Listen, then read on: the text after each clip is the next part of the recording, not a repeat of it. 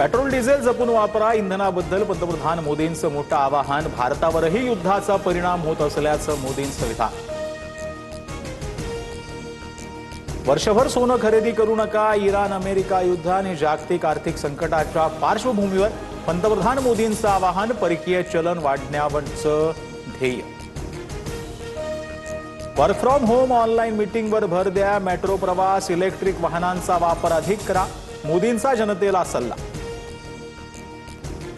भारतीयांनी तेल खाणं कमी करावं, ही सुद्धा एक देशभक्तीचं आहे पंतप्रधान मोदींचं वक्तव्य. दरम्यान रासायनिक खतांऐवजी नैसर्गिक खतांचा वापर करण्याचा सल्ला.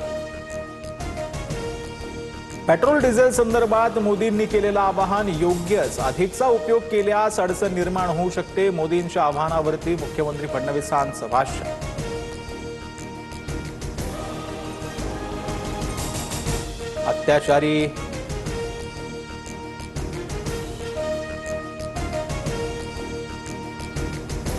अत्याचारी भोंदू खरात प्रकरणी रुपाली चाकणकरांची 4 तास चौकशी. नाशिकमध्ये एसआयटी समोर जबाब नोंदवला.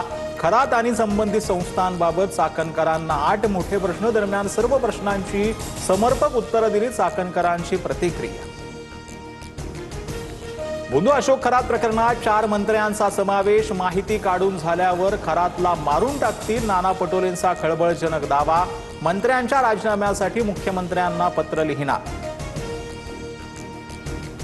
संतांकडे वाकड्या नजरेनं बघणाऱ्यांचा कार्यक्रमच होणार, मंत्री नितेश राणेंचा इशारा. तर संग्राम भंडारे प्यादा, माझ्यावरील हल्ल्यामागे राणे सूत्रधार असावे, मुख्यमंत्री दखल घेणार का, विकास लवांडेंचा सवाल. नसरापुरातील चिमुकलीवरती अत्याचार केल्याच्या निषेधार्थ कॅन्डल मार्च. नराधमाला फाशीची शिक्षा झाली पाहिजे, संतप्त नागरिकांची मागणी. अकोल्याच्या सावरगावातील अत्याचार प्रकरणी उपमुख्यमंत्री शिंदेंचा पीडित कुटुंबियांसोबत फोनद्वारे संवाद. कुटुंबाला 1 लाख रुपयांची आर्थिक मदत जाहीर. खटला फास्ट ट्रॅक कोर्टात चालवण्यासह आरोपीला कठोर शिक्षा देण्याची कुटुंबियांची मागणी. गुणरत्न सदावर्तेंच्या गाडीवर शाई फेक प्रकरणी मनसैनिकांवर गुन्हा दाखल. मनसेचे जालना शहराध्यक्ष राहुल रत्नपारखे यांच्यासह 3 गुन्हा. काल सदावर्तेंच्या गाडीवर शाईसह सुपारी फेक करण्यात आली.